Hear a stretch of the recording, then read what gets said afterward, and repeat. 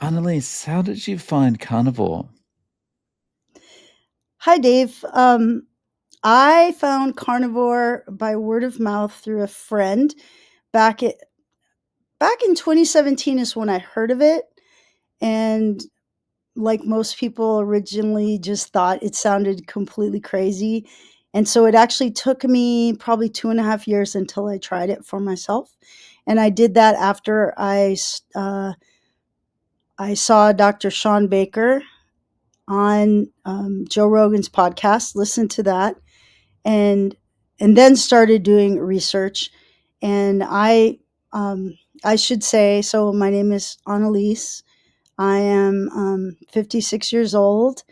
I live in the Bay Area of California. I kind of live in two places. I'm a professor at Stanford, as we'll talk about later. So I have a house near Stanford and supervise a research group and teach classes there in immunology and biotechnology.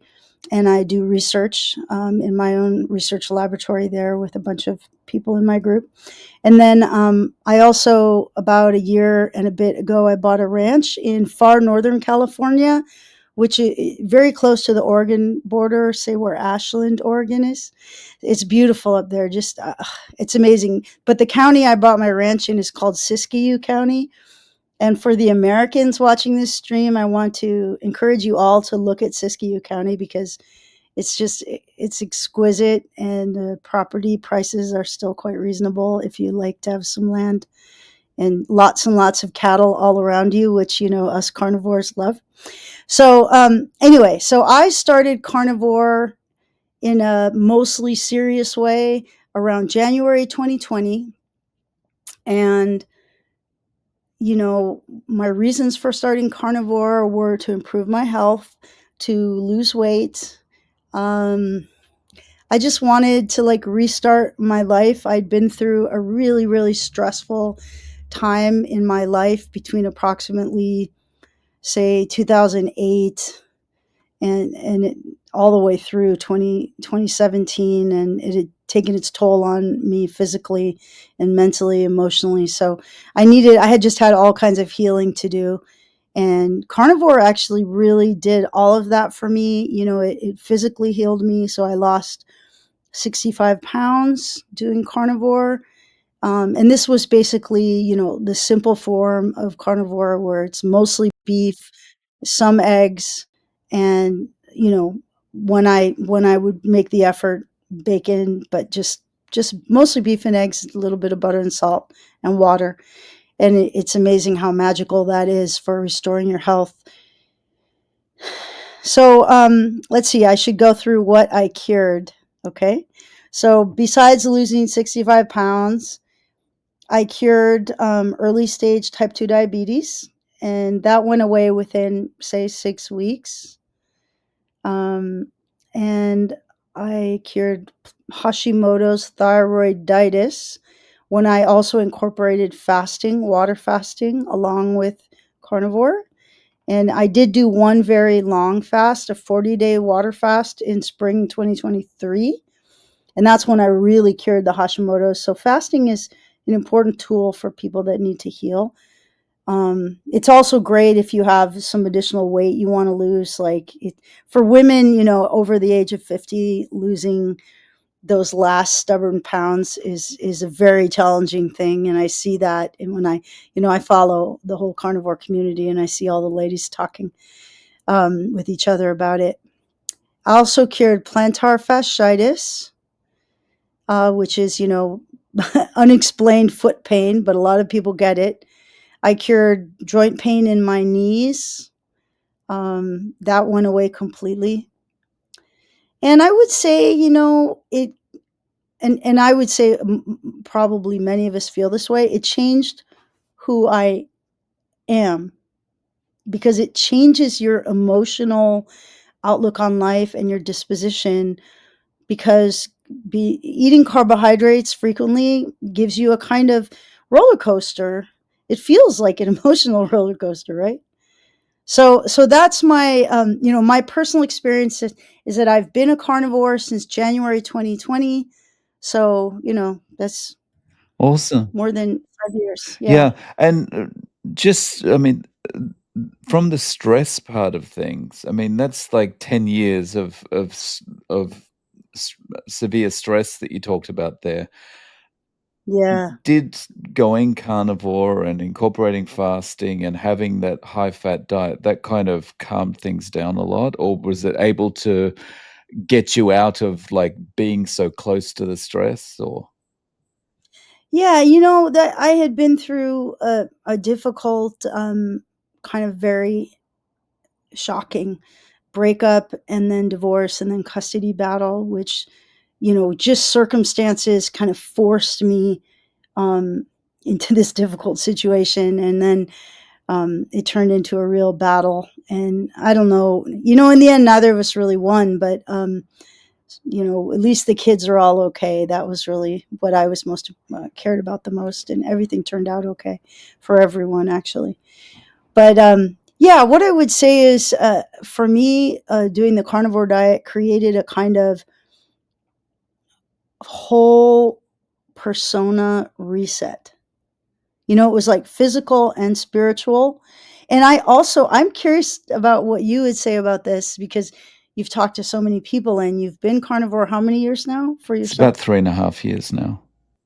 3.5 years. Do you feel that since you went carnivore, like your spiritual persona is also evolving differently? I do. I've never been I've never been what I would what I would think of as a spiritual person, but I do think that, um, I'm able to I'm able to kinda look at situations, look at even when I'm involved and kind of be a little bit more, I don't know, zen about it and kind of be a little bit more kind of, "Let's just take all my emotion out of this situation and look at it rationally," you know? And I think that kind of helps from a spiritual perspective, but also from that kind of that stress and panic and I've gotta fix everything kind of perspective, you know?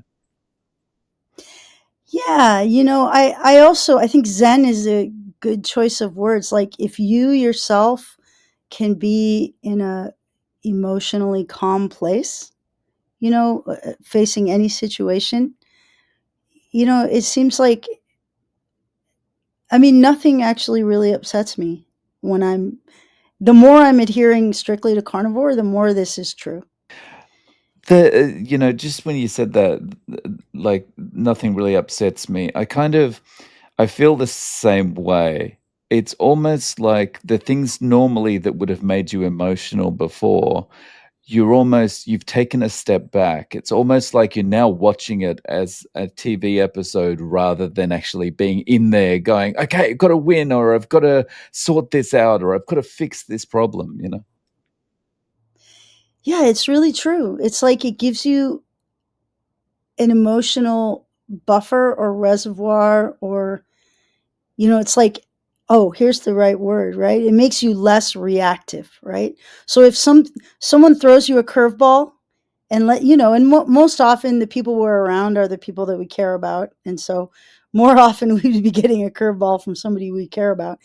You know, if you can take that moment when someone else might be cranky, for instance, nothing to do with you, but they're in a cranky mood, and they say something to you that normally you might react to and get into a little tiff with somebody. That doesn't happen anymore because if somebody is a little bit rude to me, I'm just like, okay, and I just kind of soothe them. Yeah, it's kind of that, like I always describe the thing with my wife. If in my pre-carnivore times, when my wife would ask me a question like, "Why are you using that to do this or something?" If I'm cooking or whatever, Yeah. and my mind would instantly go to, what's the meaning behind this? What is she trying to say? What's the hidden Right. message? What hang on, what's a good response I can come back to about my interpretation of what she's asking me? And now I'm just like, I'll just answer the question and move on, you Yeah, know? exactly. Yeah, I always think like there's this beautiful moment, one of the early moments in my childhood that I always remember, about like what a good mother I had. And when I remember being a little girl and about maybe 5 years old, and I was throwing a temper tantrum, like I was upset about something and I was raising a fuss, and I, looking at my mother after I had, accused her of whatever, or I was upset, and she looked at me, my beautiful mother, and she just turned her head a little bit to the side and she said, "Oh, honey, you're tired. Why don't we get you a nap?" She didn't, here I am raging and getting mad, but she didn't get mad. She just realized I was tired. And so I feel like I'm treating the whole human race that way right now Yeah, because the human race is acting crazy. yeah, I just want to make sure I'm plugged in here. Yeah, I am. So, so the entire human race is acting, a little bit cranky right now. right. So Yeah. we need to be patient with them. Yeah. So, we'd spoken a little bit off camera. You've made some scientific discoveries, as an associate professor of bioengineering. I've got that right, yeah? Yeah. So, associate professor of bioengineering, you've kind of put some from watching carnivore videos and seeing some of the improvements that carnivores have had, and also with your knowledge of how things work, you kind of made some discoveries. Could you talk a little bit about that? Yeah. So basically, my research laboratory is focused on understanding the true cause. Initially, we just meant to focus on Alzheimer's disease. What is the true cause of Alzheimer's disease? That's evolved now to include Parkinson's disease and glioblastoma. And I'll tell you why that is. But the cause that we've been focused in on for a number of years was this particular oral bacteria. It's an anaerobic bacteria in the mouth. Anaerobic means that it wants to live in the absence of oxygen, it's not oxygen consuming. And that organism is called Porphyromonas gingivalis, which is where the word gingivitis, which is gum disease, comes from, gingivitis. But when gingivitis gets more serious, it's called periodontal disease, and then it sort of involves the gum and also the root of the tooth, and you can get bone loss. And for nobody wants to have receding gums or bleeding gums or inflamed gums. Like that's bad enough already. But it turns out that state of ill health when your gums are bleeding and inflamed and your gums are receding, over the years, like all of that is correlated with atherosclerosis and diabetes and a range of different cancers they call orodigestive cancers. So squamous cell carcinoma and colon cancer and pancreatic cancer, and just cancers of the digestive system.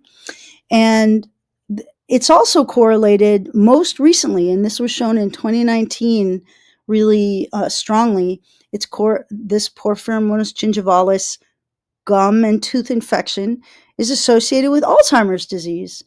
And it was a beautiful paper. It's all you have to do is go on the internet and type in Alzheimer's disease gingivalis, and it'll come up. It's a 2019 paper, but they showed that you could find evidence of this bacteria in the brains and the cerebral spinal fluid of people with Alzheimer's disease much more frequently than you would find it in so-called normal subjects. It was just like a tour de force, this paper kind of linking this bacterial infection with Alzheimer's. And then they pointed out that that these bacteria release enzymes, which are called virulence factors, that travel through nerve pathways. So through the nerves that are within your head behind your face called the trigeminal nerves.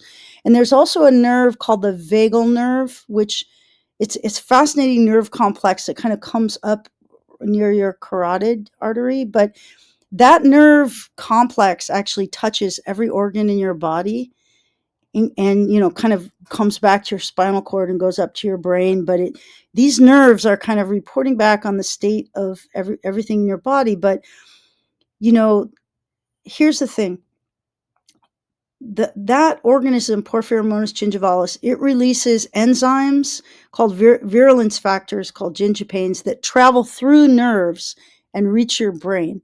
And what those virulence factors do is they turn off your immune system.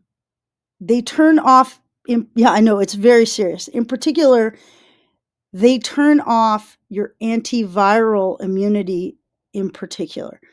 Now let's talk about viruses. So I started out like right about the time I found Dave Mack and you know No Carb Life channel. I was just delving into that research topic with my lab, and actually the guy who was the chief scientist on the discovery of the connection between Porphyromonas gingivalis and Alzheimer's, he's part of my group. So we were working on that. And then I started, then I made the leap and I realized, oh, it turns off antiviral immunity. What viruses should we worry about? Then I saw a paper come out that linked one of the common herpes viruses that affect human beings with Alzheimer's disease. And in particular, it was a virus called cytomegalovirus, or you call it HCMV, cytomegalovirus. This is a human virus that's in the family of herpes viruses, and it doesn't really cause a known disease. It can be very problematic for people that get organ transplants or that are being treated for cancer. So they have to be immunocompromised intentionally, for cancer treatment, or for to receive a donated organ. And immunocompromised individuals can get very life-threatening cytomegalovirus infections. So that's really what it's more known for.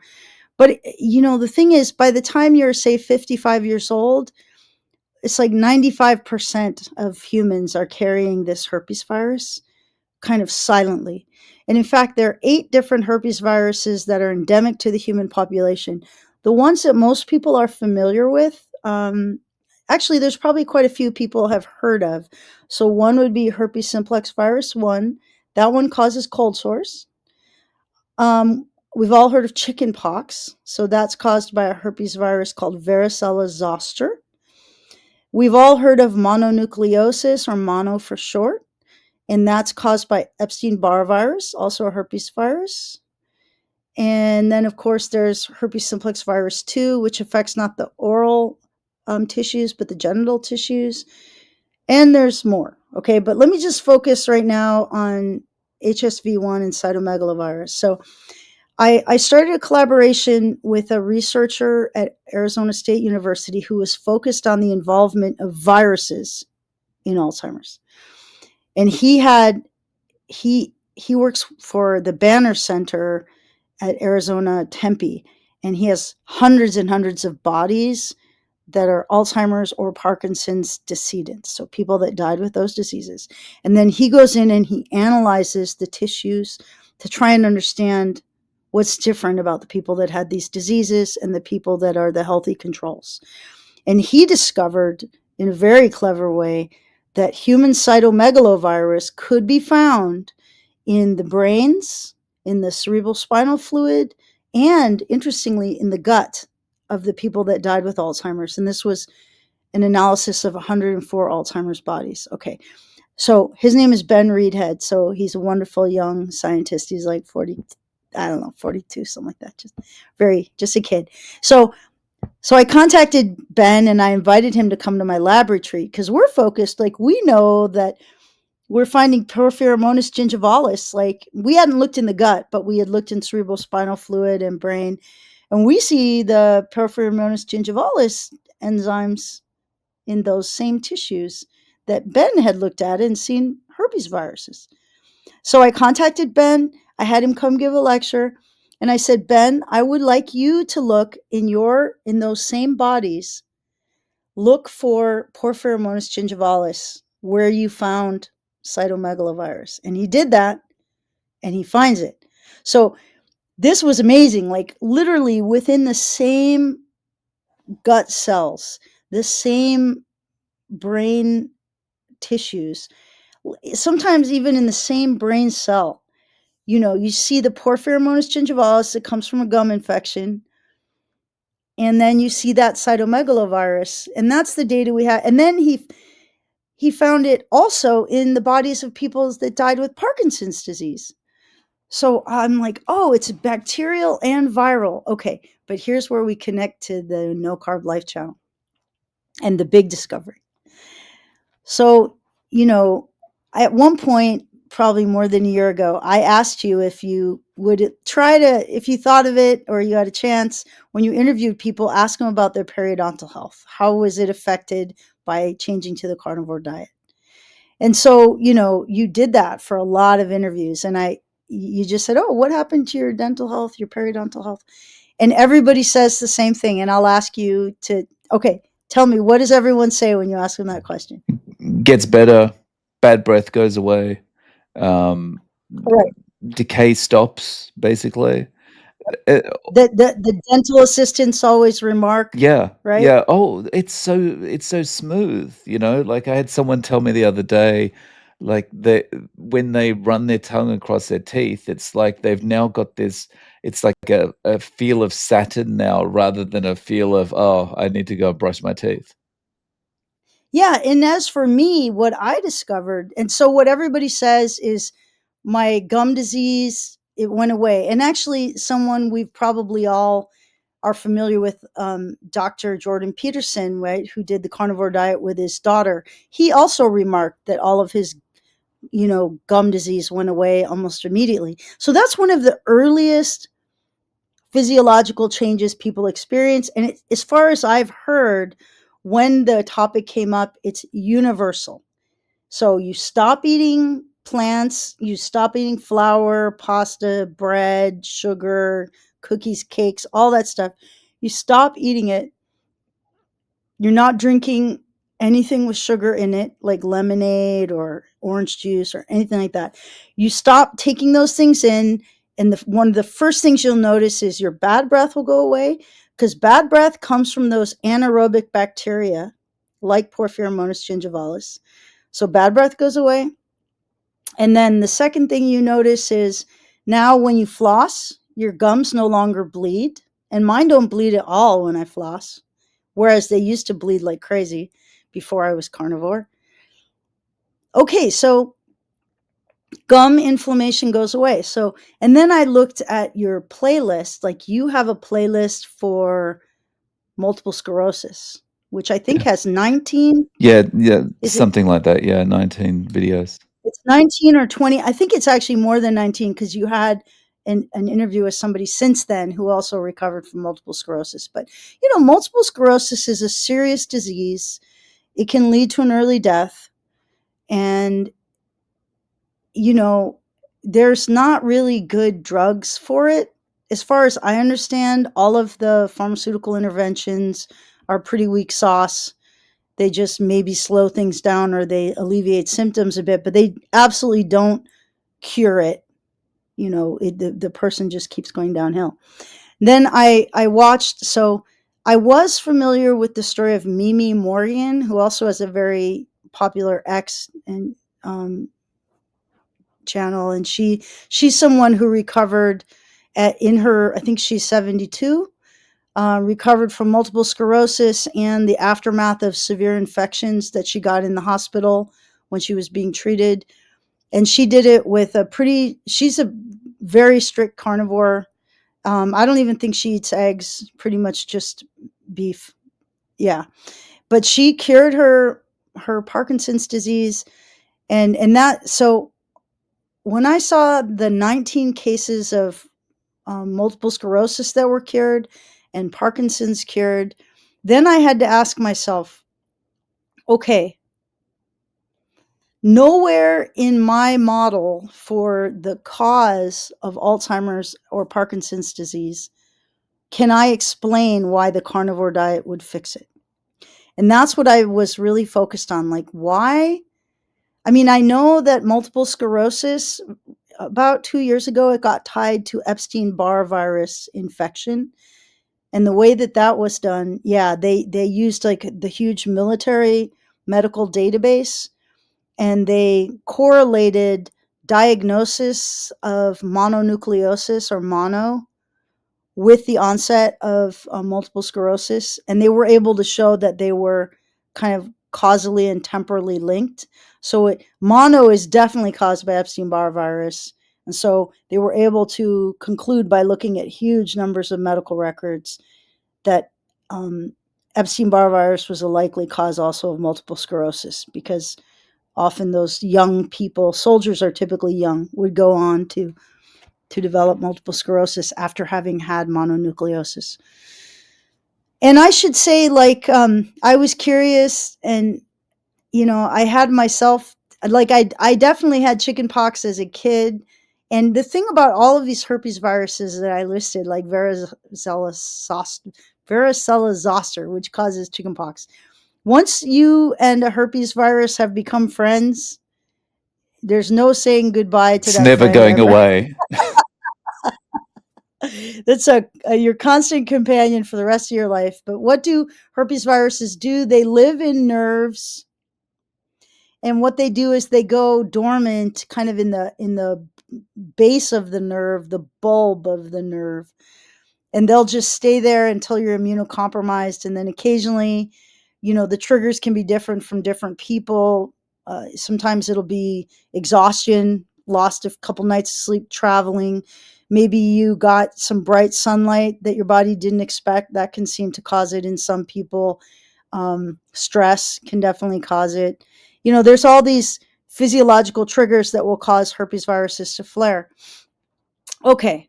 But again, I was trying to figure out how could people cure multiple sclerosis and for a few Parkinson's, and by just cutting out the sugar. So Dave, what would you think? Let me just, before I tell you what I believe the answer is, um like, I know you must have thought about it because you hear these stories. So continue.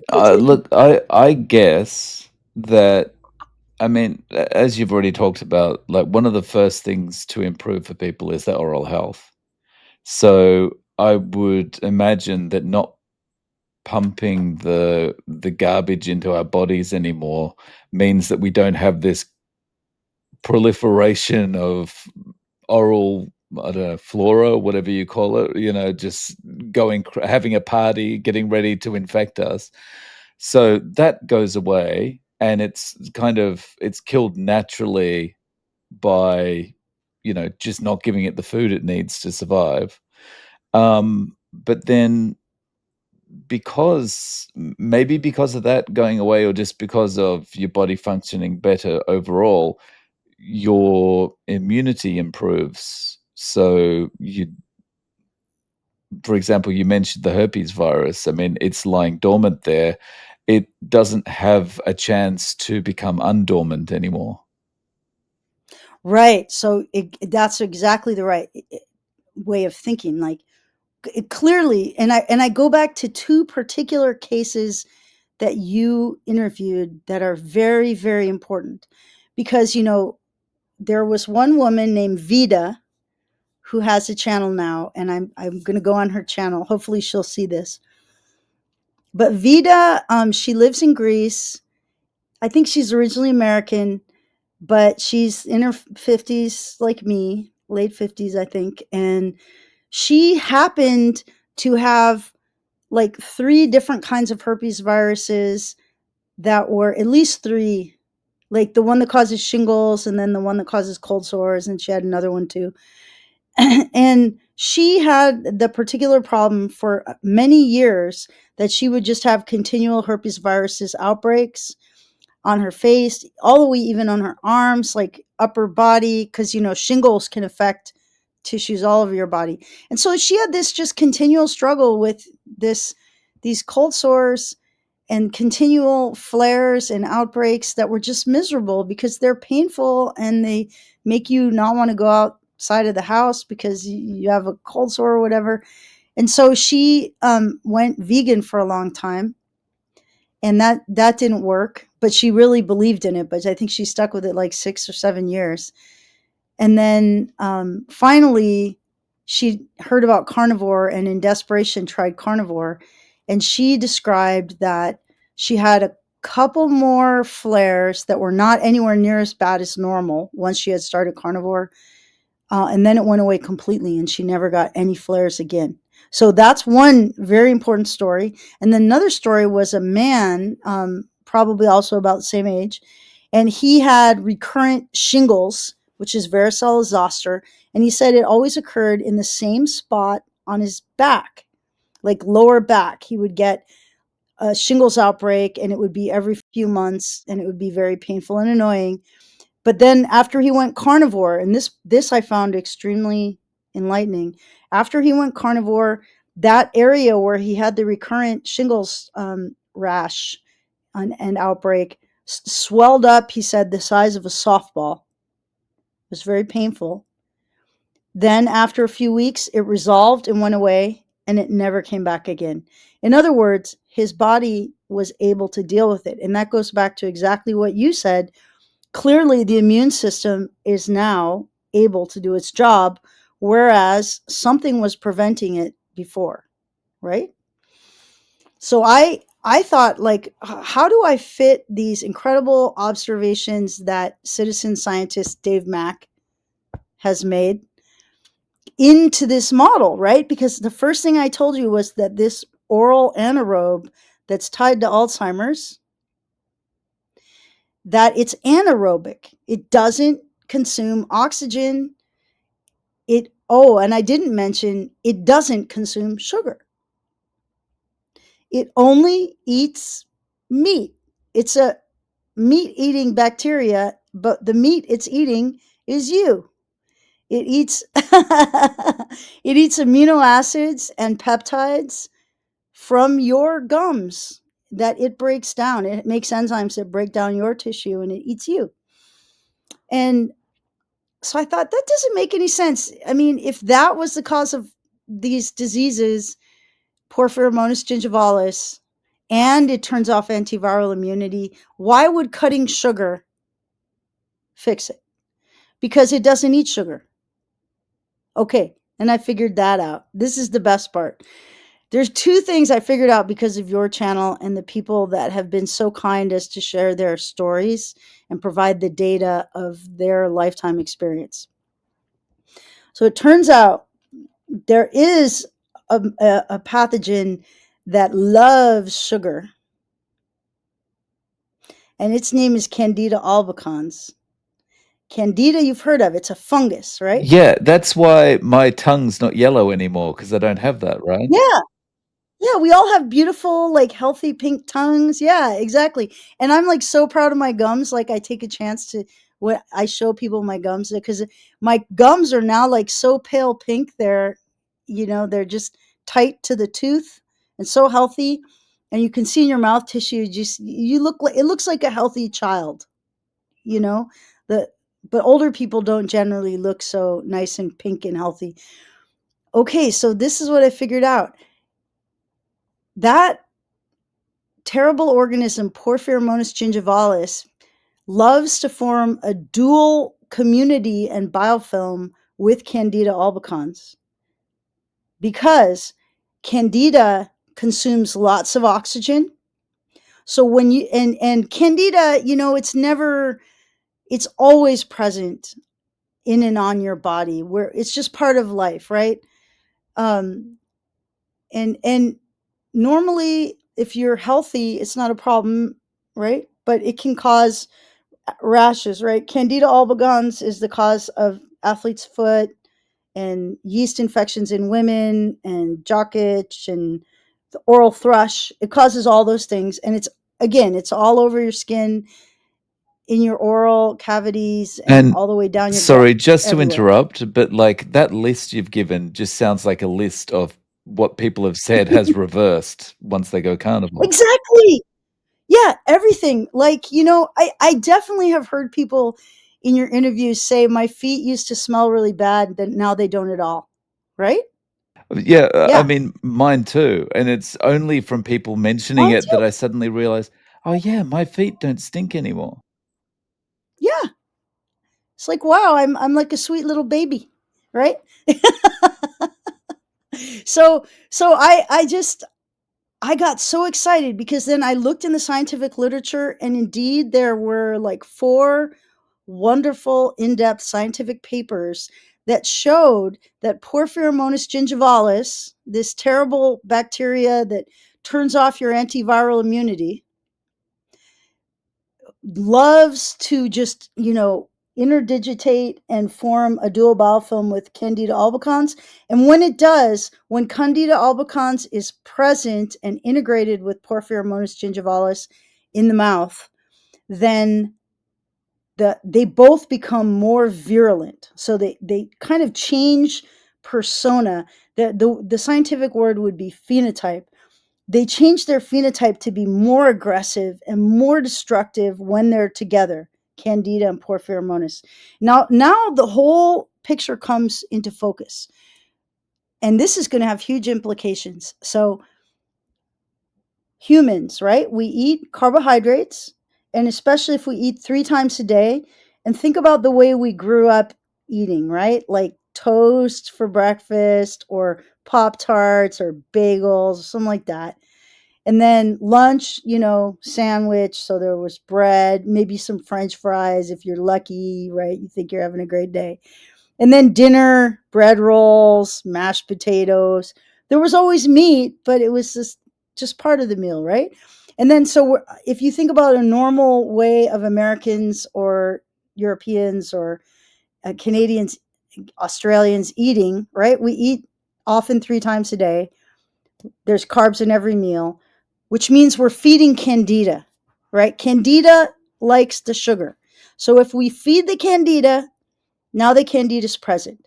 If Candida is present, the Porphyromonas gingivalis can thrive. Okay? We know that if there's no sugar in our diet, no carbs in our diet, we have all the evidence just from your channel. Bad breath goes away, gum bleeding goes away, oral thrush goes away, all the problems people might have had, uh, athlete's foot type, candida on the feet goes away. So we know, because it's universal, the candida infections go away when people stop eating carbs. So then I can only conclude, since the bad breath goes away and the mind gets sharper, everybody says that they feel like they're emotionally more calm and their mind is functioning better. That means Porphyromonas gingivalis, I'm sure it doesn't go completely away. Like, it's ready for the next time you start eating Pop Tarts and cookies to come right back, but as long as you keep it under control, the Porphyromonas gingivalis is gone. Now, when Porphyromonas gingivalis is gone, since it turns off antiviral immunity, that is what it does. Now your body clears the viruses, whatever they are. Okay. So in Vita's case, she was unlucky enough to have had like 3 different ones. But, honestly, I think by the age of sort of mid 50s, probably most of us have most of the 8 endemic herpes virus. Like, I would say over the age of 55 or so, to if you know, you're going to find at least 75 to 80% of people have HSV1, 95% of people have Epstein-Barr virus, 95% of people have cytomegalovirus, 95% of people have varicella zoster. So it's universal, it's endemic. We all have them. And okay, now here's the final piece. So then I said, so wait a minute. So just getting rid of the sugar somehow is greatly strengthening immunity. And I'm like, what can I find in the scientific literature about sugar and immunity? So I already was aware, and I'd found there's been very nice studies done proving that ingesting like a sugar water solution, like say just sucrose in water, Okay, that causes neuroinflammation directly. So sugar does cause inflammation, because we all also have we see joint pain going away very quickly when we cut the carbs, right? So that's kind of that nerve inflammation sugar causes. Okay, but what about the actual strength of the immune response?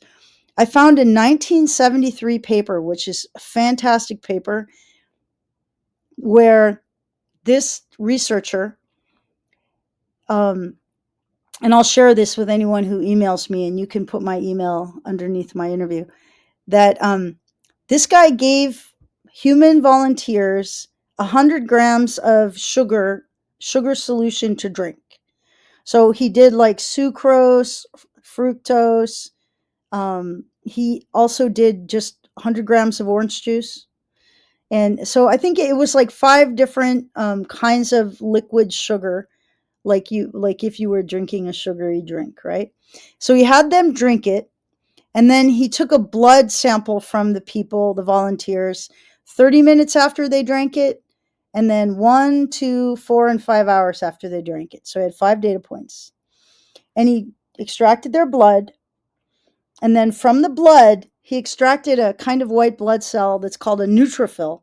And neutrophils are your most numerous white blood cells. Your body makes like 80 billion a day of fresh neutrophils, and they live, I think, 5 or 6 days, these white blood cells.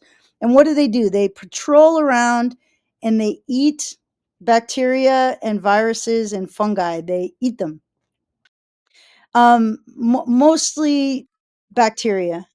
So when that process of a neutrophil eating a bacterium, which if it finds a bacteria any place it shouldn't be in your body, it'll just eat it. And that's called phagocytosis. It eats it, and then it breaks it down into its constituent parts and recycles them, the molecules, to make good things like you. So he measured phagocytosis, and he showed that as soon as these people ingested sugar, the neutrophils stopped working. They didn't effectively ingest bacteria anymore. So phagocytosis was disrupted for up to 5 hours. Think about that. So just eating 100 grams of sugar, which is a pretty small amount, like what would be in a Coca-Cola would be so much more than 100 grams. So that 5 hours, that's basically you drink some sugar water and you've opened the gates to the kingdom and anyone can come in, kind of thing. Yes, yes, that's exactly right. And people don't understand this. Nobody knows this. I haven't heard people talking about this. And then they've also done studies, when people are diabetic, they'll have like a chronic elevated blood sugar, right? Hyperglycemia, chronic elevated blood glucose. If they're diabetic, the whole point is they're not clearing sugar out of their bloodstream effectively. That defines diabetes, right? And having elevated blood sugar over time, damages your fine capillaries. So people often lose their eyesight. Well, they often have, if as it gets bad over time, they sometimes have to have their feet amputated because their feet are rotting. They literally get infected and just rot off. And so that's why they cut the feet off. But really, all they need to do is stop eating carbs, right? Because diabetes reverses quickly. So it's this kind of vicious cycle. It's just like the consumption of sugar creates the problem in the first place, and the continued consumption of sugar prevents the body from dealing with the problem that was created. Exactly. Basically the reason the carnivore diet is so miraculous, right? Is that our bodies are miraculously capable of healing themselves. And all they need to do to heal themselves is get all of the little critters that live on and within us under control. They will always be there. We need them. They help us digest our food, you know, they make our cheese and our yogurt and our beer and all these things, our sauerkraut and kimchi. Those microbes can be very valuable for fermentation, but we don't want to be the food of those organisms, more than is good for us. And so that's the carnivore diet. You and I have both seen, and it's almost embarrassing as a scientist to try to tell people this, but it's really true. It seems to pretty much cure most things, unless cancer is too far advanced. It can even reverse cancer in some cases, but it certainly can slow cancer down if somebody has, you know, say, more advanced cancer. Going carnivore would slow it down. And, you say it sounds crazy, and I agree. When you're, Yeah. the person talking about the one thing that cures everything, people look at you pretty skeptically, But when you can talk about the fact that this way of eating improves the ability of your immune system to function, then it doesn't sound so crazy anymore. Yeah. Now it makes sense because, if we think about cancer, right, there was a Nobel Prize, I think it was, I'm trying to remember what year it was. It might have been, it was early in the 1900s, but Otto I Warburg, think this was in the 30s, maybe? yeah, maybe 31. You can look it up. But Otto Warburg was the one that discovered that cancer cells consume sugar more than they can consume ATP, right? So our normal healthy cells use a kind of chemical reaction that produces adenosine triphosphate. So it's an oxidative phosphorylation type energy mechanism. But cancer cells are burning sugar instead, right? That because they're just growing so fast, they're out of control. Which is why, if you don't eat sugar, if you have cancer, you can give yourself more time and give your immune system a chance to recognize it. And the other thing is, a lot of cancers are started by chronic viral infections. So you're much less likely to get cancer if you're low or zero carb, because they need sugar to live, cancer cells. Right. And you won't have much sugar in your bloodstream if you're not eating any. Yeah, I mean, the whole thing that was so eye-opening to me about cancer was when you want cancer to show up in a PET scan, you give the patient glucose so that it lights up. Yeah. And it's like, okay, so we know what it wants. It wants glucose, right? Yeah, you give it radioactive glucose, and then you do the PET scan and you look at the cells that are avidly taking up the sugar. And those are the cancer cells, right? It's amazing. So basically, now I'm trying to, oh, this is very exciting, Dave, because I'm going to have to try to figure out if I can put some evidence from your interviews into a scientific lecture. Because I'm actually just finishing an article, like over the next 3 days, I'll finish an article that summarizes this mechanism. That it also does, it says, yes, Porphyromonas gingivalis, is a cause of Alzheimer's disease because it turns off antiviral immunity, and the viruses themselves cause damage to the neurons. So those viruses are in the neurons, they travel through the neurons, that's how they reach your brain. And, the viruses flourish because of the Porphyromonas gingivalis turning off antiviral immunity. But then the really key finding, which makes it just such a beautiful scientific story, is that it's not just the viruses and the bacteria, but it's a fungus. And the whole thing, that whole disease process, can be stopped or abrogated or prevented just by, stop feeding the fungus, because the fungus is obligate. Like Porphyromonas gingivalis needs the fungus. So it's so we you get rid of the sugar, you get rid of the candida. Now PG is cleared. Now the viruses get cleared. Now you're a happy human, looking good, feeling good, and without problems. And for the uninitiated person who maybe has never eaten carnivore or even keto before is watching this, they might be going, "Oh, it all sounds too simple." how can it be that simple? The drug companies haven't worked this out. But it's kind of Occam's razor, right? It's like the simplest answer is probably the most likely to be correct. Right. And look at it. You did 1,350 plus interviews.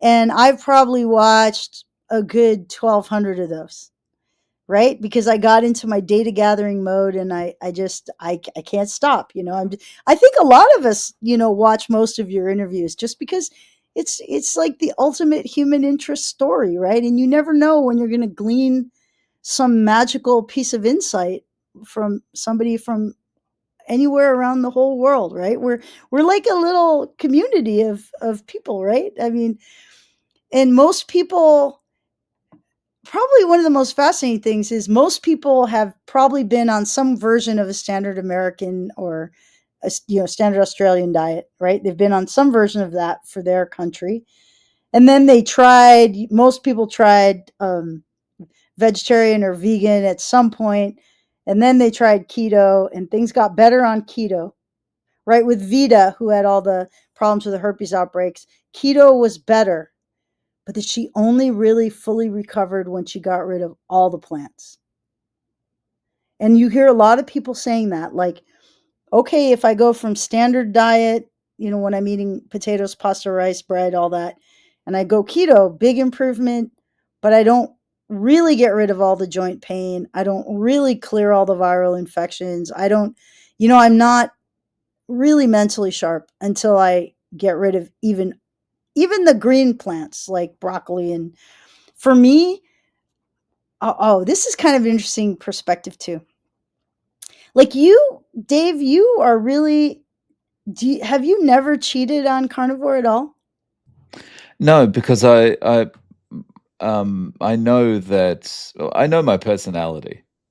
So I've done keto enough times in the past and then suddenly gone, "Oh, I can probably do an Atkins bar, or I can probably eat this thing." Yeah, And I know what happens. It's just like, or I'll just have a Haagen-Dazs once, and then that's okay, but then the next time it's twice, so I just yeah. always fall off track. That's good. I'm so glad you stay strict. That is the right thing to do. And I want to say that to everybody. But so I mentioned to you when we were kind of just chatting right before we turned the record on that like for me, I have a significant other that I live in the same house with normally. He's not here today, but because he's up at the ranch. But he doesn't like to do carnivore. He does intermittent fasting, so he typically will just eat one meal a day, but he likes that one meal to be, a variety of things. So he'll, because he likes pizza, so for instance, so I have cheated a little bit just to be companionable with him. And I definitely noticed that even cheating occasionally, degrades my health. And it takes days to recover from one slip. And it's not even a slip because I'm basically weighing, am I going to be sociable and go out with him, or am I going to say no, just give me my burger, my plain burger patty. And I've so far chosen to be sociable, but it's not good for me. And That's for sure. when you talk about how it takes, a couple of days to recover, it almost feels like the sugar is the virus itself, you know? Yes, exactly. Yeah, it takes, and then like for instance, this week I'm down at Stanford for the whole week and I have a bunch of meetings. So I'm by myself because my son is at his school and Adam's at the ranch, and so it's just me. And I'm so happy about it because I can be super strict carnivore, and it just feels so good. Yeah. So just on being at Stanford, like, is everyone else in the lab as excited about this kind of stuff as you, or they're not as privy to it as you because you haven't published the article quite yet? Oh, I think they're all like younger than me, and they're all quite healthy. So They haven't kind of gotten to the point in their lives where they would want to try carnivore yet. Because, usually you just need to get to a point where you're not feeling good and you're casting about for something to do to fix it. And they're all, sort of, I think the youngest one is probably 40, or the oldest one is 45, but mostly they're quite a bit younger. So, yeah, we do work on infectious disease. So, we study pathogenic bacteria, and we're collaborating with the group that studies pathogenic viruses. And now we brought in Candida because we have a mouse model of that Porphyromonas gingivalis infection where we actually implant the bacteria inside of a molar tooth so that it'll continually leak into the nerve of the tooth. And we just started, like, based on putting together this interaction of Candida albicans, the fungus, with Porphyromonas gingivalis, the bacterium. We now got we already had a collaborator who works on Candida and Alzheimer's, because Candida is also correlated with Alzheimer's. You can create Alzheimer's like disease in a mouse just with the fungus. You don't even need the Porphyromonas gingivalis. And so we're going to do a co-infection of the Candida albicans and the Porphyromonas gingivalis. So, yeah, I mean, I think they're interested, and they certainly. I mention it all the time. I always tell them, no, you don't need carbohydrates. No, you don't need plants. And oh, let me tell you one thing that's driving me crazy. Like, my son, he's at this wonderful Catholic school up in Southern Oregon, and he's boarding because it's more than an hour's drive from the ranch while he's going to the school. He's in 8th grade, but he eats in the dorms, and they're trying to be like have a healthy menu, so it's all this plant centered, Meat-free Mondays and all that kind of thing.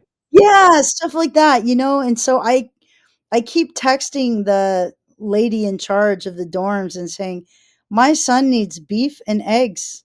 And it's cattle country up there, like Southern Oregon. There's more cattle than people. And just say, like, but they think it's unhealthy to include beef and eggs in the menu still. So I mean, I need to literally go. Oh, I need to give a lecture about the carnivore diet. But I wanted to tell you, Dave, I am spreading the gospel because I joined, because I this ranch I bought, right? So now I have 18 cows in a bull on the ranch now. Yeah. And 18, so of the 18 cows, 12 of them are pregnant. So we're going to have calves starting the first crop of calves next month, and then the next will come a couple months after that. But so I joined the Siskiyou County Cattle Women's Association. So I'm a cattle woman, and we had our first meeting of the Siskiyou Cattle Women. It was like 2 weeks ago, and I actually gave a lecture to the ladies about the carnivore diet. How did how was that received? Oh, they loved it. And these are all ladies that raise cattle for a living. But I'm looking around the room, and bless their hearts, these are a lot of hardworking ladies. They don't all look like, say, perfectly healthy. Not all, you know. And so I could tell that I don't think any of them had heard of it. It's a very rural community, and they work hard. They're busy. They were astonished. What a concept. I'm telling them, eat only beef and eggs. And I said, I actually talked about carnivore diet and lion diet. And I said, what does this cure? It cures basically any kind of an inflammatory gut disorder. Oh, and I forgot to mention, I had ulcerative colitis, and I cured that too. I forgot to even mention that in my previous interviews. Inflammatory bowel disease, ulcerative colitis, Crohn's disease. They give these so-called diseases different names, but they don't really understand what's so different about them, or they don't know the cause of any of them, right? But carnivore cures them all. And it cures psoriasis, it cures eczema. Oh, I saw an interview. I'm not sure if this was with you or one of the other channels, but I saw one guy who'd been covered in psoriasis ever since he was like 15 years old, almost his whole body. Misery, misery, misery. Almost to the point where he wanted to die. This is a very good looking man, but his life was destroyed by this almost full body psoriasis rash. He went carnivore, and within like 3, 4 months, it was all gone. He said, except for one tiny little quarter sized patch on one elbow. And that was going away too. So that's an autoimmune disease that's caused by inflammation. Oh, this is the other thing. So I have this brilliant staff scientist in my lab. He's where's he from? He's from a country in Africa. So I think it's Eastern Africa, but he grew up mostly in Montreal, so he has a very strong French accent. His name is Laurent Becale. So um, he's in my lab as a staff scientist, and I was trying to ask him, Laurent, help me figure out why sugar weakens immunity and causes inflammation. What is it exactly that's the mechanism, right? And indeed, he found that the main trigger for psoriasis is this activation of what are called toll-like receptor 9. It's one of your inflammatory receptors that would normally be warning your body that you might have an infection. And yeah, he showed that whole signaling pathway doesn't signal in the absence of sugar. But the whole scientific community, they always put a high concentration of sugar into their cell media, and they do all of their experiments with these cells, like immortalized cells or sometimes primary human cells. Immortalized means like it came from a cancer cell line, and or sometimes it's a primary cell, and those will grow much slower. People like working with cancer cells because they grow fast, right? Well, of course they do, their cancer cells, right? So a lot of research is done with cancer cell lines, and then less is done with like normal cells. But it turns out that in the absence of sugar, you don't even get this inflammatory signaling that causes psoriasis.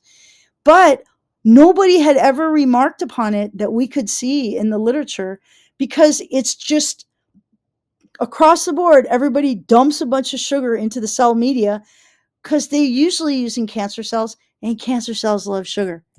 Oh, So you see how they so didn't even discover it. doesn't that mean that most things are kind of, even the fact that we're Wrong. using cancer cells, it's compromised? Yes. Yes. It means that the whole body of scientific literature, all the observations they're making, for instance, about toll-like receptor 9 signaling, which is linked to psoriasis, okay, um, psoriatic rash, like nobody, like Laurent was digging deep. He's so good at digging deep into the scientific literature and questioning everything.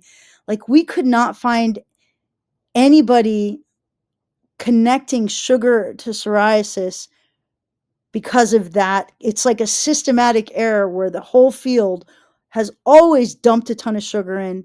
So they never observed what would happen in the absence of the sugar. So it's exciting because it's like a whole new world now scientifically, right? You get rid of the sugar and you're going to observe a whole new biology. You know what this reminds me of? It's like silly example, but I think this is why I'm so interested in this. Like, I'm a programmer by trade, and you often see with programmers, what happens is you've got a team working on a particular system, and something will go wrong, and people debug things, fix goes in, that kind of stuff. We roll out a new version, blah, blah, blah.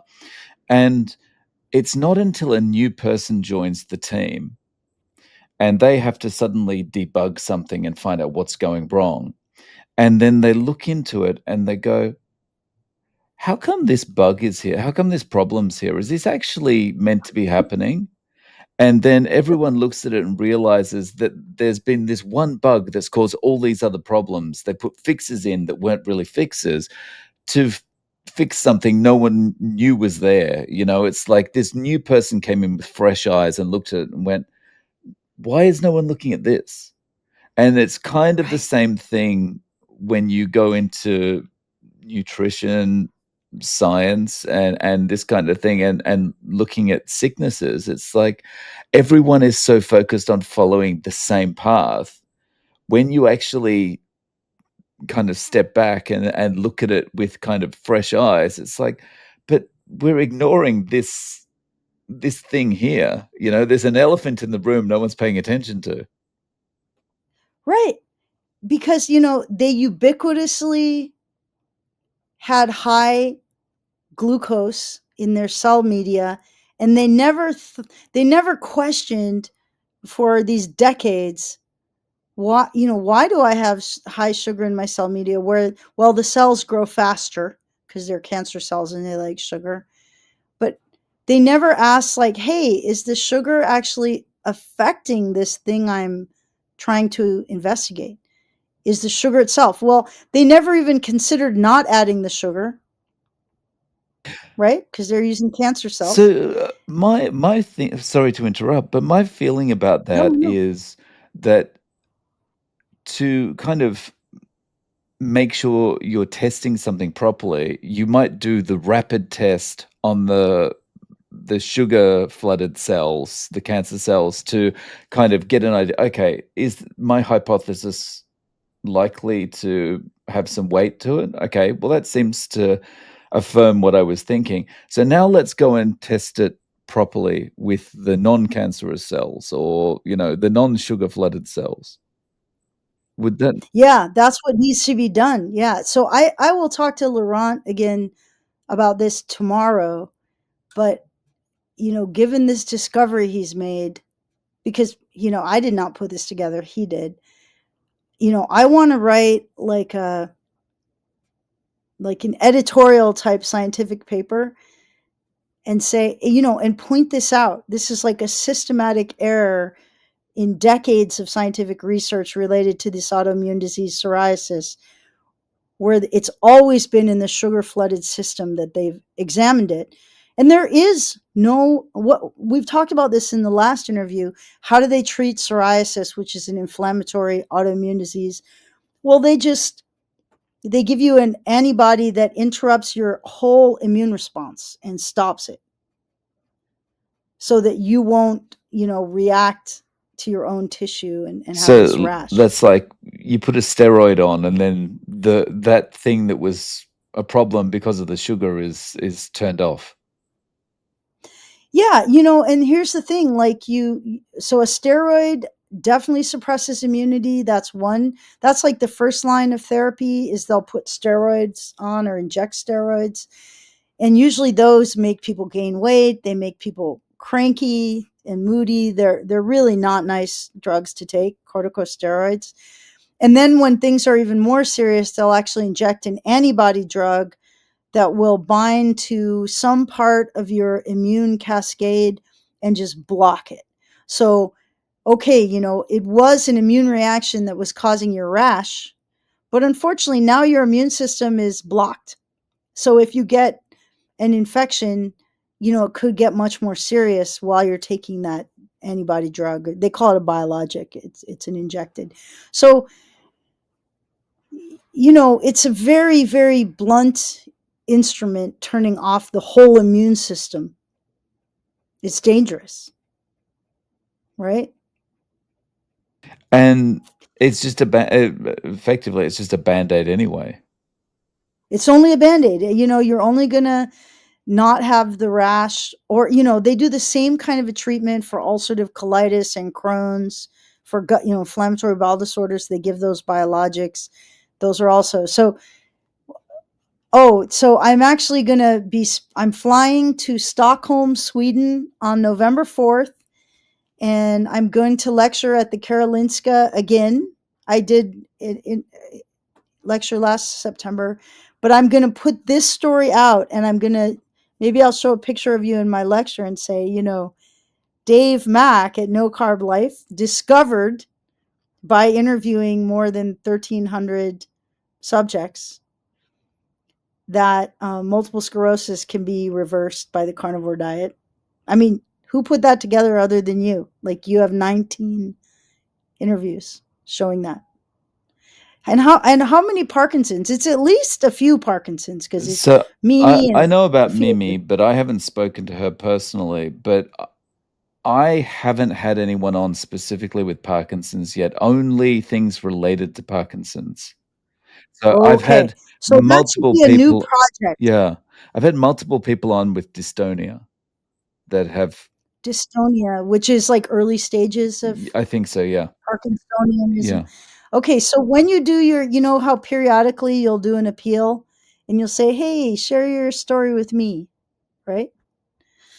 You can say, we're particularly interested in if anybody has gone carnivore who has had Parkinson's or any symptoms of Parkinson's, because I think that's the next frontier: Parkinson's and Alzheimer's. If we can show the reversal, um, even if we could get like 7 or 8 cases of reversing Parkinson's or Alzheimer's with carnivore.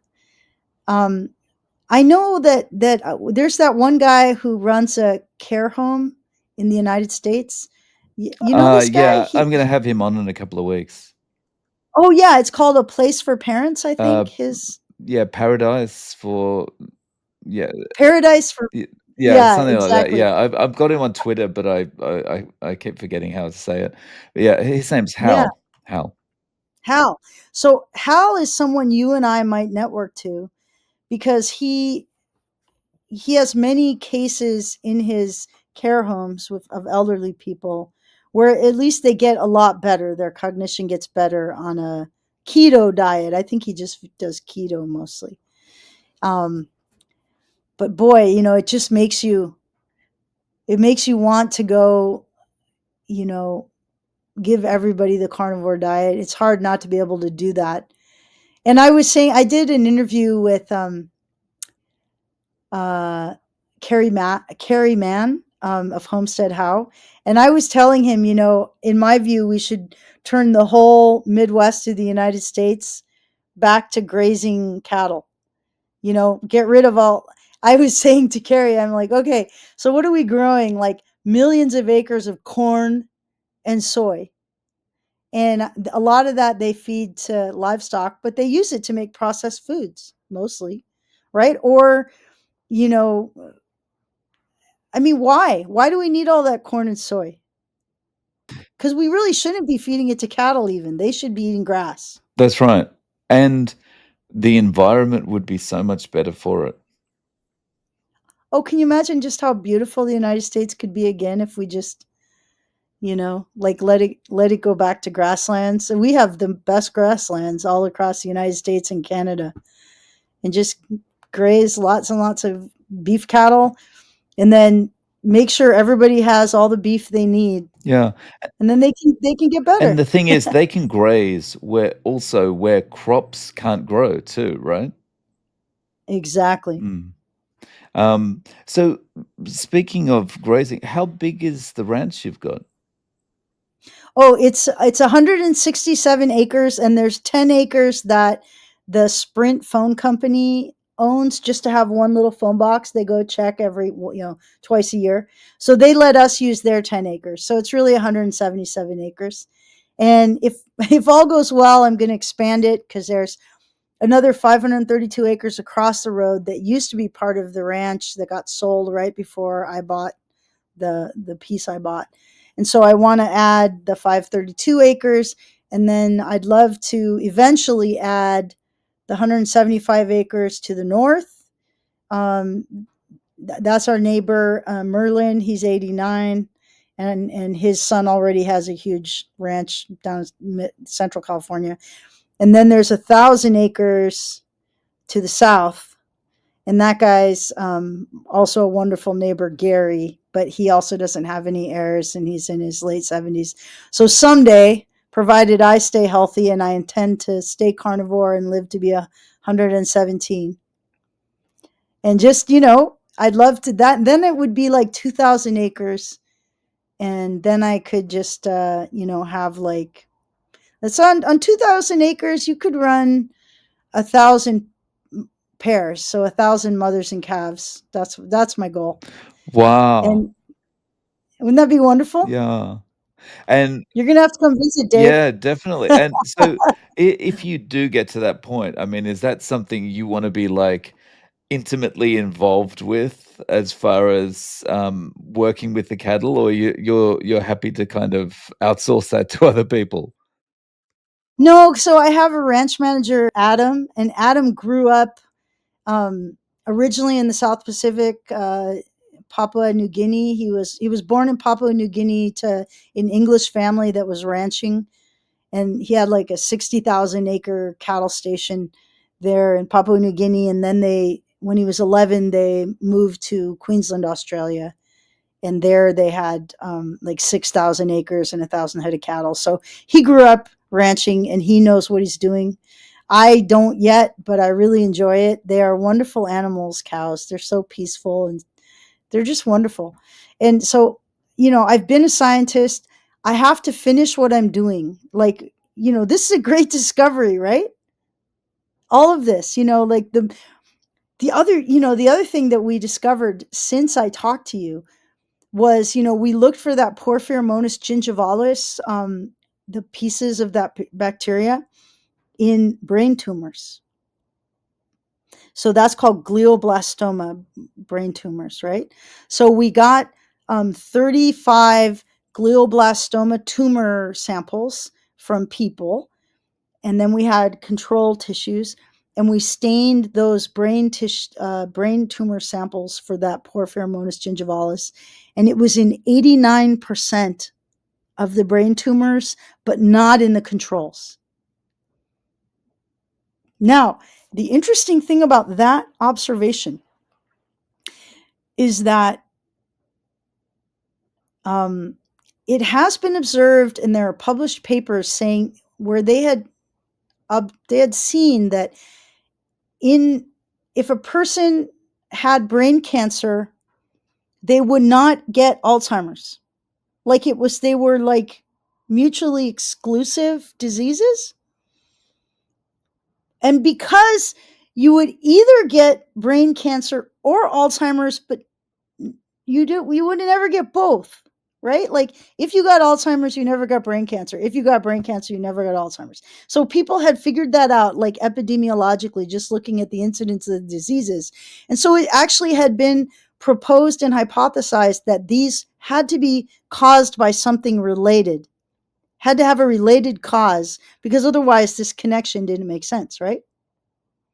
So I want to say to the people watching this interview, if someone in your family, anybody that's related to you, has had brain cancer, glioblastoma, okay, um, you need to go carnivore and stay carnivore, because the best thing you can do is just turn that bacteria off. And the way you do that is by not feeding candida, because candida lets it thrive. So, basically, what excites me, and I think I said this before, like we could spend forever, like just studying in detail the pathology of these diseases. Like, oh, what happens to the Alzheimer's brain and the Parkinson's brain as it degrades and stops working? What happens in that glioblastoma tumor?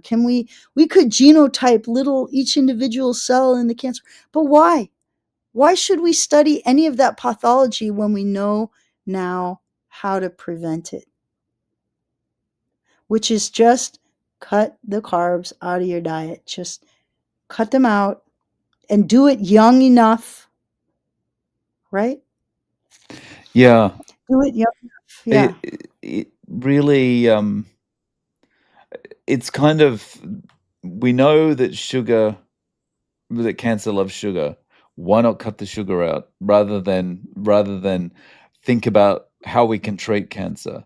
Just cut the sugar out and see what happens. Same with these other things. We know that, let's call it P and G for the we know that this P and Yeah. G PG. causes Yeah. all these problems. um, let's just stop it in its tracks rather than treat what it causes. Exactly. Yeah. I mean, and and you always have to kind of tell people, and I was telling the ladies at the Siskiyou Cattlewoman get together, I was saying, look, this has to be experienced to really be believed. But what I want to tell you is not only will every uncomfortable disease or condition you have, whatever it is, it will get better, but you'll find that your mood gets better, right? And so this is the other thing, like we all have seen how, the keto diet has been linked with putting mental illness into remission, right? So this was published in the two well-known books, right? Um, is it called Brain Energy by Chris Palmer? I think so. Yeah, and And then change your diet, change your Geor- mind. Is that it? Change Your Diet, Change Your Mind by Georgia Ede. So two independent books by two great Harvard scientists, both psychiatrists, saying, hey, I can put mental illness, emotional problems into remission and make people happy if they just cut out the carbs of their diet. Okay, a lot of people don't know that yet. But then the one thing you and I are probably aware of, just having had this discussion, like probably those so-called mental illnesses, right? They're also caused by this cascade that goes fungus plus bacteria enables virus, virus harms nerves and brain tissue and gut. It's in the gut too.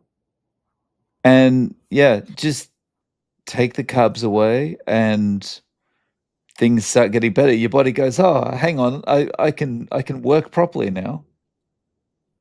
Yeah, and then your mood gets better. And I actually, it's funny because I've sort of since you and I had our last kind of in-depth interview, I've sort of gone through a couple relationships, and now I'm just hanging out with my ranch manager, Adam, mostly. And the one thing I found is, like, me being on carnivore, if I was dating somebody that wasn't carnivore, like, eventually I would drive them crazy just because I was always so calm, and nothing would get me upset. Like, they, like they'd be all mad about something, and I'd be like, what?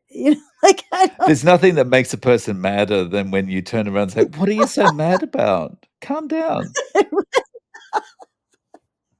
Exactly. There's always this joke of never tell a woman to calm down, right?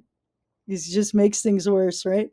But when you're the woman and you're the one that's really calm, it's just like, and this is, even though I would say, like, in both cases, like, I actually did get the person I was dating to do carnivore, and it did help them a lot. Like, health issues they thought would never go away went away. But like, you really have a rock solid carnivore zen, right? Like, you have to be with somebody that can handle it, because you're not like a normal human. Right. I mean, my wife's not carnivore, and but she's asked me questions sometimes, like, why do the kids these days not pay attention as much and all this kind of thing? And my answer always starts off with, "It's the food," And as soon as I Yeah. start talking, she's just like, "Okay, okay." Yeah, is she a teacher? She's a nurse. She's a nurse, right? Yeah, it's true. It's true. Yeah. Oh, and yeah, so I think it's all about healing carnivore. So this is what we should really, think about when we're planning future clinical trials. Like, carnivore heals the immune system. It heals your immune system. And if you think about, like, my son Finn, he's 14, and I have had him on carnivore for several years. So I was making him a big ribeye for breakfast every morning. And then I would give him like a lunch to go, but like with non-carnivore foods in it. But once you've had a 1 pound steak, you're pretty much good for like 6, 8 hours, right? And he was just telling me like how frustrating it is that they keep at his school now, they're giving him rice and breaded chicken. And yeah, it tastes good, but he was like, "Gosh, mom, I haven't felt full or satisfied. It feels like in months Right. because if you just eat rice, it's just you're going to be If hungry you again in 2.5 hours Yeah, then." eating rice and bread and chicken breast, I mean, you're gonna be hungry again in an hour's time, you know? Yeah, it's just like not nourishing for the body. So, it really gets to me. I just want to go there, but I can't go there and cook him a steak every day. So he I gave him a frying pan and some Snake River Farms ribeyes. That's a good American supplier of ranch raised beef. And he started making his own steaks when he can um, have the time to do it. So Oh, nice. I'm very sure this is right. The whole Candida to P. gingivalis to herpes viruses cascade, causing at least Alzheimer's, Parkinson's, glioblastoma, but probably much else. And, I would never have put that story together if you had not made this channel. Wow, that's that's nice to hear. Um, Yeah. so regarding that connection, you said you've got an article that's gonna come out in about 3 days, is that right? Oh, we're going to be completing the revisions on this review article. Yeah, it won't come out in 3 days, but it'll be sent back to the editor in about 3 days. Mm. And yeah, basically, it's going to be a really technical discussion of this mechanism of disease for Alzheimer's in particular. And then I'm going to present it at the Karolinska, and I'm going to try to convince the Karolinska, which is like the most prestigious research hospital in Sweden, to do a clinical trial and try and get Alzheimer's patients and sample Candida, Porphyromonas gingivalis, and herpes viruses and correlate that with the progress of disease. Because really, the most exciting thing about this is there's multiple ways to stop that disease process, right? Best way is a dietary change, carnivore plus exercise, and just walking is great. Like 30 minutes a day of walking is going to be great because that'll just burn sugar that's in your bloodstream. So we want to keep the sugar low. All right, that's the best way.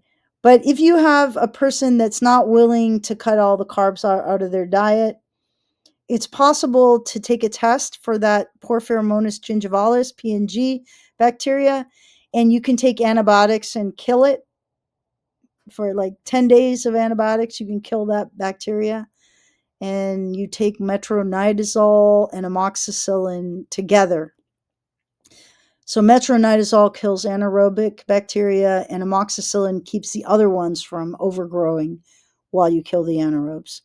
So that's another intervention. And that, those are already long FDA approved generic antibiotics. So that would maybe cost $15 to take those antibiotics, right? So that's another way to halt the disease process. But there's yet another way. So there are antivirals. So we could test for what herpes viruses a person carries, whether it's cytomegalovirus or Epstein-Barr or HSV1, and you can there are antivirals that are FDA approved and common and cheap. And so this is a very meaningful discovery because there's lots of ways to then prevent Alzheimer's or Parkinson's or glioblastoma, which is, at any one of those stages. But again, I feel like diet's the best. But yeah, it's so nice to hear that potentially there is hope to just stop these awful diseases, and Yeah. it doesn't have to involve big pharma at all. No, it doesn't, because Big Pharma hates generic drugs, right? they fought tooth and nail to prevent us from treating COVID with generic drugs, right? So that they would get to release their vaccines, etc. But um, yeah, you don't need a vaccine. You don't need any fancy new drug. You don't need to spend a lot of money. You just need to do these tests, like the test for P&G. That's a $200 test you can order. Um, it's not hard. It's not expensive. There is a vaccine that's BCG vaccine, which is a 120 I year old they vaccine. they still give that to kids in Japan. Yeah, and that's one of the reasons why Japanese are so healthy, because the BCG vaccine is different than other vaccines because it's a live attenuated vaccine, and it was developed back in the early 1900s, and they passaged it through 14 different kinds of animals, and every time you go through a different animal it gets weaker. So this attenuated strain of mycobacteria that's in the BCG vaccine, it actually creates a chronic infection that's super mild and doesn't cause any negative effects in a normal healthy person, but it just strengthens your immune system just enough that it can prevent Alzheimer's pretty effectively, like a 58% reduction in Alzheimer's. You didn't know that? Yeah, that's like new science from the last like 3, 4 years.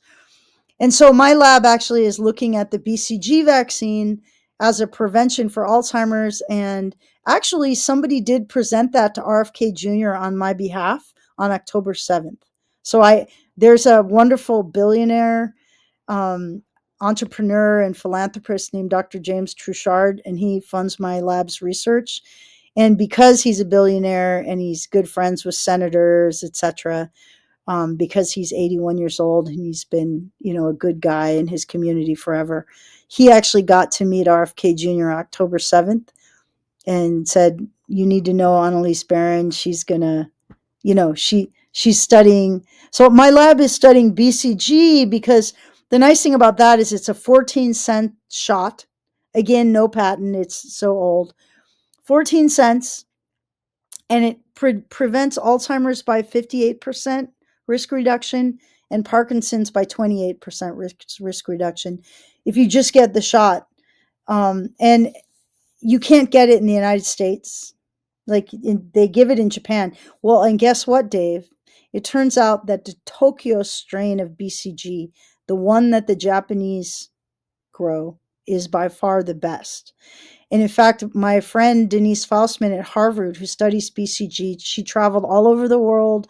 She visited every plant where they produce the BCG organism for the vaccine, Mexico and Denmark, and there's one, Merck does it in the United States, and the Japanese factory was just so much better. It was the best one. And then their strains were compared in for their ability to strengthen immunity, and Tokyo BCG is magical. Wow. So we need yeah, what we need to do is build a plant like the one you have in Japan. We need one on every continent, and we should be giving that vaccine to everybody. That one actually, believe it or not, it's healthy to give on birth. And in fact, that vaccine is so safe. It's given to more than 10 million babies every year, like all of the African babies and Japanese and Mexican and Russians all get it. But they don't give it in Europe or Australia or the USA, right where we're sick, the sickest people. Um, it's actually, if you give it to prematurely born infants on the first day of life, then the survival rate of the preemies goes way up. So it's actually, it's that remarkable thing, a vaccine that doesn't hurt people and doesn't have negative side effects. And it's because of the way it was developed back in the old days, like where they very carefully attenuated it and tested it in a lot of animals before they tested it in people. And so the way it was pitched to RFK Jr. was like, hey, so everyone's going around saying you're an anti vaxxer, right, RFK? Well, here's a vaccine that prevents Alzheimer's and Parkinson's because it strengthens the immune system. So why don't you prove to them you're not? Wouldn't that be great? Yeah. So so that'll go along. So, the beautiful thing is that the carnivore diet stacks with all this stuff. You can do carnivore, you can test for those pathogens, you can treat them if you have them, and you can take BCG. And those are all separate things and they're going to be synergistic. And at least all of us who watch this channel, we get to stay sharp into our old age. Right. Um, yeah, well, I mean, this is fascinating to hear all this. Um, if people wanna get in touch with you, Annalise, what's the best way of reaching out? Oh, thank you. I don't do social media because I'm so busy with work. But the last time I interviewed on your channel, you put my Gmail account, AnneliseB86 at gmail.com, in the comments section. And I got emails from a bunch of people who shared with me their stories or asked my advice. And I loved those discussions. And, but, I think I've probably given all of the necessary information here in the interview, which is, in general, like if you're able to, carnivore harder. That's all I can say. And oh, the other thing, you notice that like there's this trend now of people adding back carbs, right? Yeah. Some people are. I think that can work for like male athletes or men that work hard, you know, slinging bales of hay around all day and stuff like that. But I would say for most of us that don't have like a super physical life, that's going to be a slippery slope. I try not to do any carbs if I can help it. Yeah, agreed. I think sitting in front of a computer like this for 90% of the day, I don't think carbs are gonna do me any good at all. Yeah, exactly. And I even have to take it a little bit easy on the carnivore ice cream sometime, which is just heavy cream. Yeah, I mean, even that's too dangerous for me because it's too close to realism that I'd be straight back down to, the shop to buy Häagen-Dazs or something. So, Oh yeah. yeah, although I like took a taste of real ice cream like a week ago and it was disgusting. It was so sweet. It was just nauseating to me. Like it's disgusting. I guess it's that kind of I always go to Krispy Kreme donuts when I think of this because, like, if you haven't had anything sweet for a long period of time and then you were to eat one of those, the sweetness would be so intense, it would make you feel nauseous, and, Yeah. you've also got the chemical kind of taste that comes through because you haven't been used to having it for so long. Yeah, and they're fried in seed oils, right? Yeah, Yeah. it's We only have one life and one body that God gave us, and we got to take care of it. And I personally feel like over the age of 45, life gets a lot better. Don't you agree? I think it definitely gets better in terms of, like, you stop worrying so much about things, Yeah. like stupid things, like, "What does that person think of me?" Now I'm just like, "I don't care what they Yeah. think of me." I don't care. Yeah. Let them think what they want. Who cares?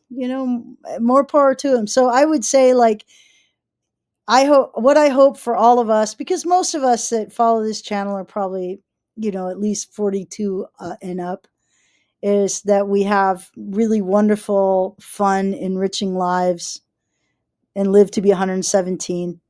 And, it'll take a while for the rest of the world to catch up to what we have learned, but they will. Mm, yeah. Well, Annalise, thank you so much for coming on and sharing such valuable information with us. I really appreciate your time. Thank you. It was great to see you again, Dave.